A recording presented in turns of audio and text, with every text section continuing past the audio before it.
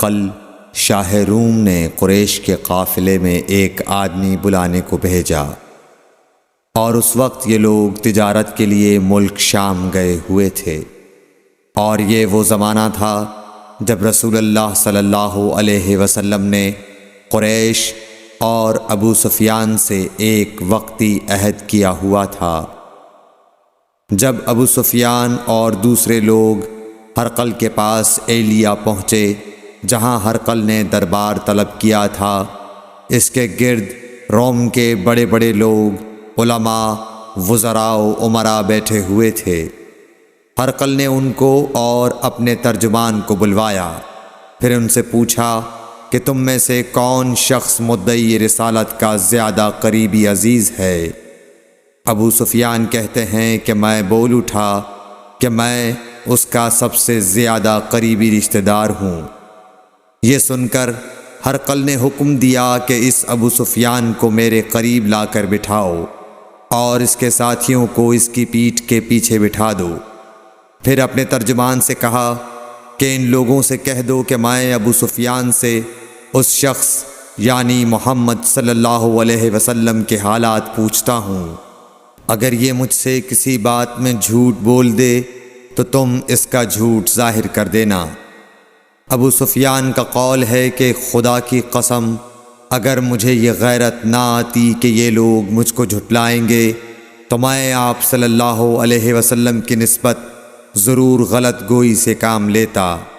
خیر، پہلی بات جو ہرقل نے مجھ سے پوچھی وہ یہ کہ اس شخص کا خاندان تم لوگوں میں کیسا ہے؟ میں نے کہا وہ تو بڑے اونچے عالی نسب والے ہیں۔ کہنے لگا اس سے پہلے بھی کسی نے تم لوگوں میں ایسی بات کہی تھی؟ میں نے کہا نہیں۔ کہنے لگا اچھا اس کے بڑوں میں کوئی بادشاہ ہوا ہے؟ میں نے کہا نہیں۔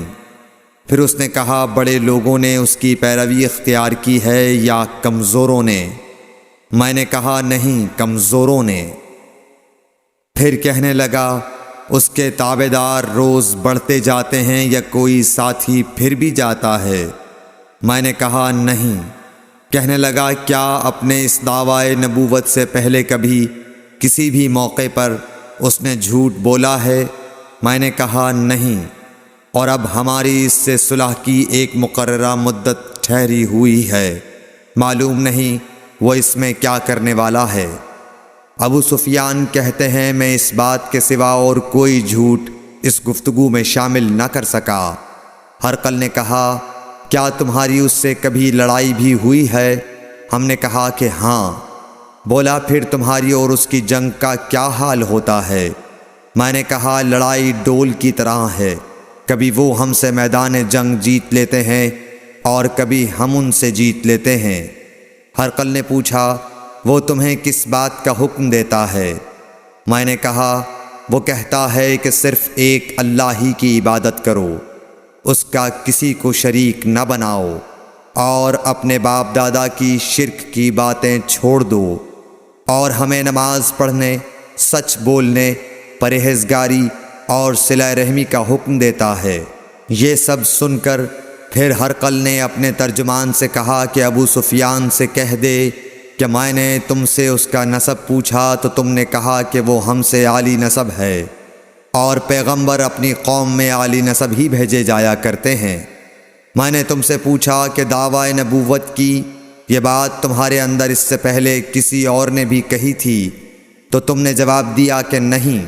تب میں نے اپنے دل میں کہا کہ اگر یہ بات اس سے پہلے کسی اور نے کہی ہوتی تو میں سمجھتا کہ اس شخص نے بھی اسی بات کی تقلید کی ہے جو پہلے کہی جا چکی ہے۔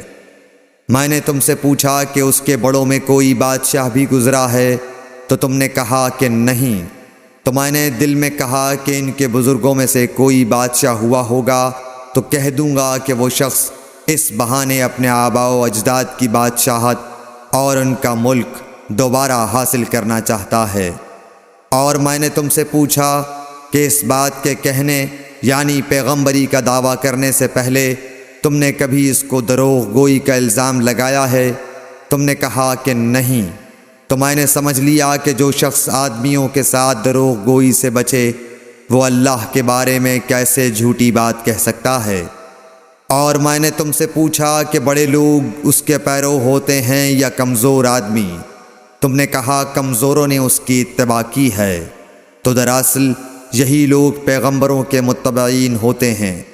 اور میں نے تم سے پوچھا کہ اس کے ساتھی بڑھ رہے ہیں یا کم ہو رہے ہیں؟ تم نے کہا کہ وہ بڑھ رہے ہیں، اور ایمان کی کیفیت یہی ہوتی ہے حتیٰ کہ وہ کامل ہو جاتا ہے۔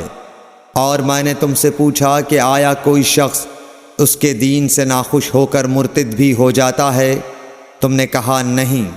تو ایمان کی خاصیت بھی یہی ہے، جن کے دلوں میں اس کی مسرت رچ بس جائے وہ اس سے لوٹا نہیں کرتے۔ اور میں نے تم سے پوچھا کہ آیا وہ کبھی عہد شکنی کرتے ہیں؟ تم نے کہا نہیں۔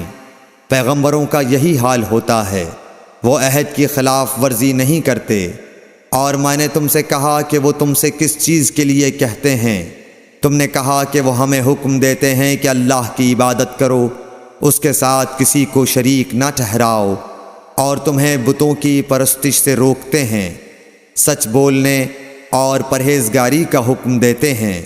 لہٰذا اگر یہ باتیں جو تم کہہ رہے ہو سچ ہیں تو ان قریب وہ اس جگہ کا مالک ہو جائے گا کہ جہاں میرے یہ دونوں پاؤں ہیں۔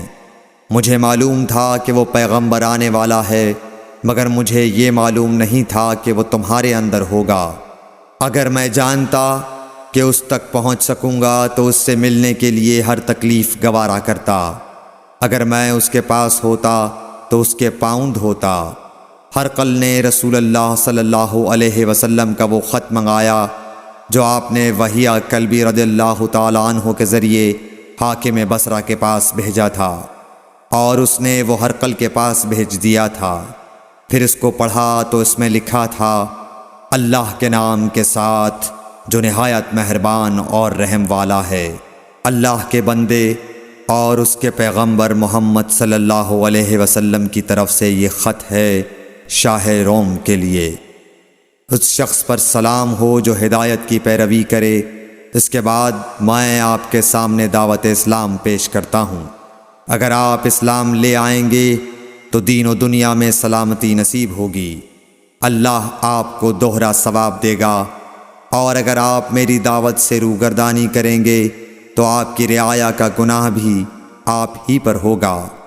اور اے اہل کتاب، ایک ایسی بات پر آ جاؤ جو ہمارے اور تمہارے درمیان یکساں ہے، وہ یہ کہ ہم اللہ کے سوا کسی کی عبادت نہ کریں اور کسی کو اس کا شریک نہ ٹھہرائیں، اور نہ ہم میں سے کوئی کسی کو خدا کے سوا اپنا رب بنائے۔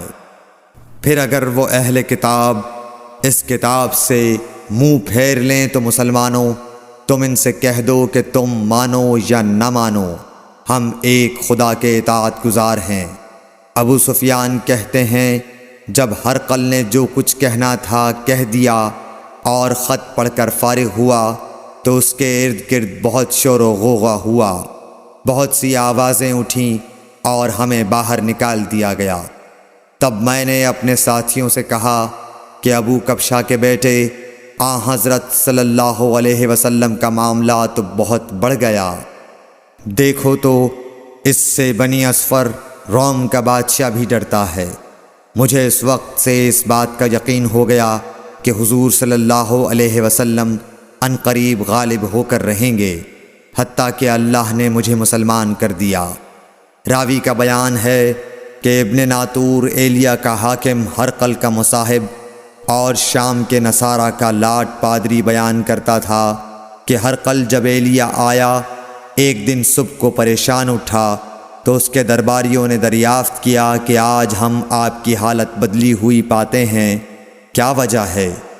ابن ناطور کا بیان ہے کہ ہرقل نجومی تھا، علم نجوم میں وہ پوری مہارت رکھتا تھا۔ اس نے اپنے ہم نشینوں کو بتایا کہ میں نے آج رات ستاروں پر نظر ڈالی تو دیکھا کہ ختنہ کرنے والوں کا بادشاہ ہمارے ملک پر غالب آ گیا ہے۔ بھلا اس زمانے میں کون لوگ ختنہ کرتے ہیں؟ انہوں نے کہا کہ یہود کے سوا کوئی ختنہ نہیں کرتا، سو ان کی وجہ سے پریشان نہ ہوں۔ سلطنت کے تمام شہروں میں یہ حکم لکھ بھیجیے کہ وہاں جتنے یہودی ہوں سب قتل کر دیے جائیں۔ وہ لوگ انہی باتوں میں مشغول تھے کہ ہرقل کے پاس ایک آدمی لایا گیا جسے شاہ غسان نے بھیجا تھا۔ اس نے رسول اللہ صلی اللہ علیہ وسلم کے حالات بیان کیے۔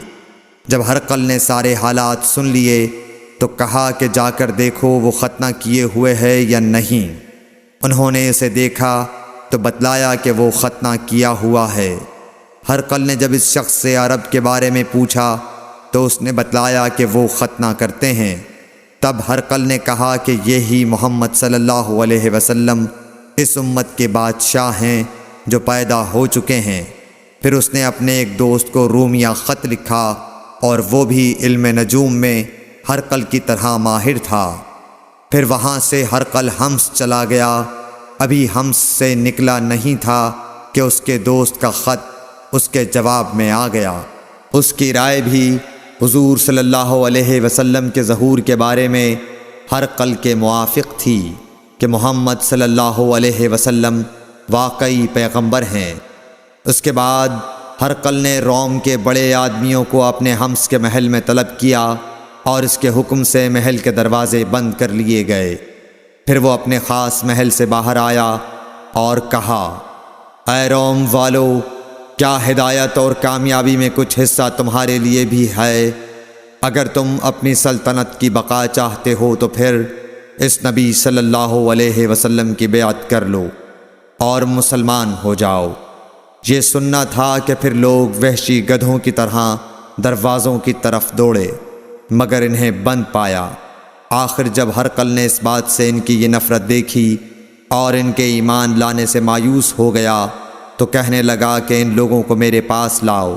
جب وہ دوبارہ آئے تو اس نے کہا، میں نے جو بات کہی تھی اس سے تمہاری دینی پختگی کی آزمائش مقصود تھی، سو وہ میں نے دیکھ لی۔ تب یہ بات سن کر وہ سب کے سب اس کے سامنے سجدے میں گر پڑے اور اس سے خوش ہو گئے۔ بالآخر ہرقل کی آخری حالت یہی رہی۔ صحیح بخاری حدیث نمبر 7۔